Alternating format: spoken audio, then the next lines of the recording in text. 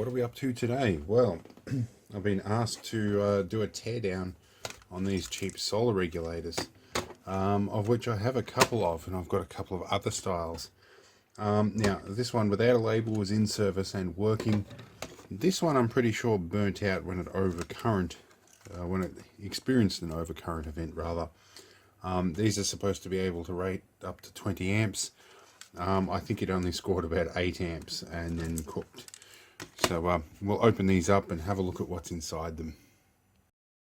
While we're at it too, we'll have a look at another couple of other cheap regulators that I have that have been sitting here for a while. These I think are good ones. Good, I say that loosely. I think these are only 4 or 6 Australian dollars, but they have a USB output. One of these, when I find one that does work, I'll be hooking up to my little Argo ATV to keep the battery topped up while it's parked through lockdown. So let's get cracking and open these up. One to start with that I'm pretty sure is damaged. Well, there's a bit of broken plastic to start with. To make life a little easier, I'm just going to screw these terminals down a little bit. I found through experience it helps with getting these open. Not that there's too many screws to get out.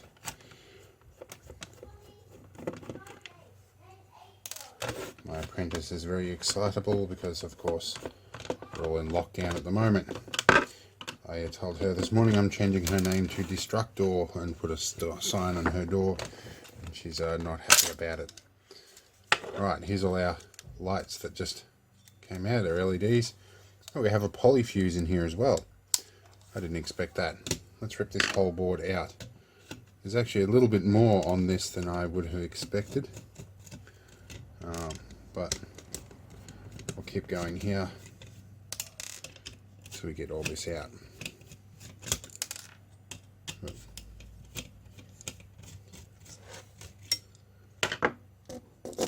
Right, that was easy done.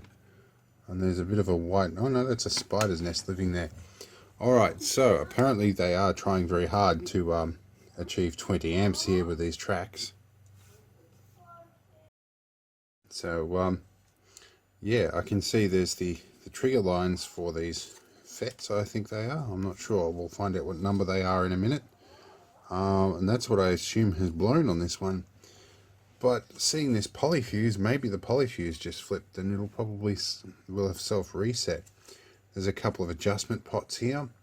I'm guessing for float and bulk charge, and there's another one there which might be for the voltage level indicator.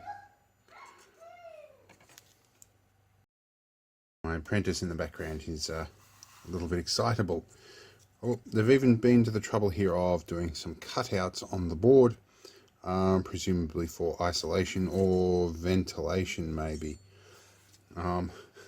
Not that that actually correlates with anything, because when you put that on the backboard, those holes don't actually line up with the vent. So not very handy there. So let's see if I can have a closer look here and try and find out what that should be. There's also another component slot there that's not populated as well.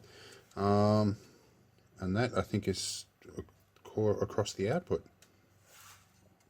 Alright, let's get some part numbers off this. Alright, so all three of these are CMP3205 N-channel power MOSFETs. So they're switching FETs, and they're high-speed switching FETs, rated to operate up to 175 degrees Celsius. Although, judging by the printing on the top of these are probably Chinese knockoffs. I think there's a couple of holes blown in these ones. So I think one of them has blown up. But that's alright. We didn't expect this to work. So they're supposed to be high speed, ultra low capacitance, low resistance FETs. So clearly designed for charging. I would be impressed if there was such a good thing in there. And not some sort of a knockoff, especially for something like the 6 volts I spent on them. So one of the chips here is an LM324, and it looks like it's a Texas Instruments one, or it's a clone. And this one's a HFE 4L108BT. I'm guessing that's going to be a switching or a charge regulator chip. I'll have to look them up. One moment. Alright, so our LM324 is just a good old stock standard quad op amp, which is not surprising. And the quad op amp, I'm going to guess, is driving these, especially looking at that bank of resistors there. And so it looks like it's just switching an output according to voltage level and turning these on, I think. So that must be the upper and lower limit, so I'm not sure what that's for. Maybe that's just charging voltage cutoff. Let's look up our other chip here. Oh, and there's an opto coupler in there. I think that's an opto. It looks like an opto coupler. Wow, that is surprising to find that in here. Anyway, what else have we got? Let's look up our other part number. Oh, this little chip over here, no, that's a TI one. This one over here, this one came up as HEF 40108. Now, I can't find an exact spec sheet for that there, but there's a few similar chips. What that looks a lot like to me is the little charge regulators that are inside garden lamps. The custom-made chips that China really seem to have the monopoly on. That are basically designed for charge regulation. And when we have a good look at this, there's no real through plating underneath that chip. There's maybe one there, and we can have a look. We have a couple of capacitors set off here, which I'm going to guess are going to be used for some sort of timing or oscillation. And we have the resistor is hanging off the input to the optocoupler, and the other one goes down here to drive our main FET, the central FET here, which is connected to our battery output. So we've got one FET for solar panel in, one FET for battery out, and one FET for switching the load. So I'm thinking this connected to the battery, that is almost certainly the charge controller chip. So that's our one there in case you couldn't see that. So I think that's a Chinese specific charge controller. Why there's an optocoupler in here, I'm not sure. Maybe that's for isolation. There's a bunch of high-speed diodes in here. Yeah, that's really all I can assume from there. So it is really quite a cheap. They've put a cheap Chinese regulator in here, and then they've put a fancy little Texas Instruments chip in here to display the voltages. Nothing terribly complicated. There's a lot of resistors and surface mount components, but they're mostly just isolations. There's a couple of little transistors up here. I think they are just determining when to turn these LEDs on and off. So it looks like a pretty basic circuit, and for $6, that's kind of what I'd expect. So, right, let's get our other regulator open. Right, so now we have our solar charge controller with LCD. And these have some actual options. They're slightly programmable. They're supposed to be rated for 12 and 24 volt, up to 10 amp, which I think is a little bit of a more reasonable assumption for these things. With a max input of 50 volts. I think that's kind of pushing things a little bit. These were supposed to be MPPT, but I don't know. Max input power of 130 watts. Yeah. So I don't think these would stack up to that 300 watt panel I've just installed. Right, let's get these screws out. So let's lift the back on this. We've got heat conductive pads and a more robust looking board. And I'm going to have to bend these chips up to see what they are, but I've got a feeling they're probably the same chips.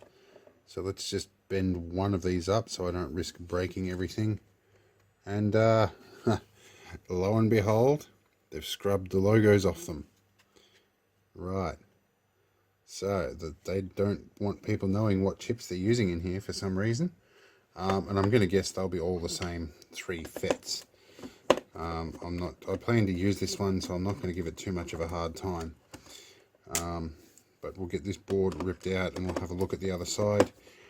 Looking at the track layout, it does seem fairly simple. I'm going to assume what's in there is probably pretty much the same kind of solar charge controller chip, but a couple of little extra things to drive the LCD. I don't think the voltage setting is going to be too crucial. Alright, so a slightly different layout. We've got our 3 tactile switches. Obviously there's our little diode down here, a diode between battery and solar. Got obviously capacitors. Now we've got these 2 little chips here which look a lot again like things I've seen in solar garden lamps. This one I think here is probably driving the USB output, and same as that coil, diode and capacitor there are probably the support circuitry. So that will be a little dedicated 5-volt regulator. I would back it in. This guy here is checking voltage of the output, I think that is. So this is, that will be load sensing perhaps for the output. I think that's where that track goes. Well, there's no through plate, so maybe that's for voltage sensing off the battery. Now underneath here, which you might be able to see, there's one big fat chip here, and it's connected to all the connections on the LCD. So that is probably a little MCU or something like that to drive the LCD and do a bit of smarts as well, like taking inputs from the switches. We have another little chip there which looks suspiciously like a regulator or a charge controller. I'll see if I can get a part number off this big chip because that's the interesting one for me. So Mr. Giant Chip there has got literally nothing on there. They've either cleaned it or they've scrubbed the numbers off that chip. I wonder why in a product like this they're trying so hard to hide that fact. The only number I could really find is this one, which is an LM258 from Texas Instruments. Now that's either a quad op amp if it's an AJG variant, which it doesn't seem to list, or it's a 30 volt boost driver for an LED string up to 17 volts. So either is possible. They could be using a little boost controller to control the output on this, but considering that there's a quad op amp and a transistor here, that could be something to do with the regulating circuit. I can really only guess at that point. But yeah, and there's one massive long leg here that hasn't been trimmed off as well. Yeah, they've certainly been worried about people finding out what chips they're using in these, or they're worried about reverse engineering. Doesn't stress me right at the moment, because I'm just going to go and put this one in service. But it's just interesting. This guy looks a bit like an MOV, but that could be a polyfuse as well. Just a little compact version. Yeah. But anyway, we're going to put all this back together. It's just been a request I had was to do a teardown on these, so I thought I would, and fill my channel with some stuff that might help you get through the lockdown a little bit longer. So, I'm off to install one of these guys on my 8-wheel drive toy that I can't drive because I'm on lockdown.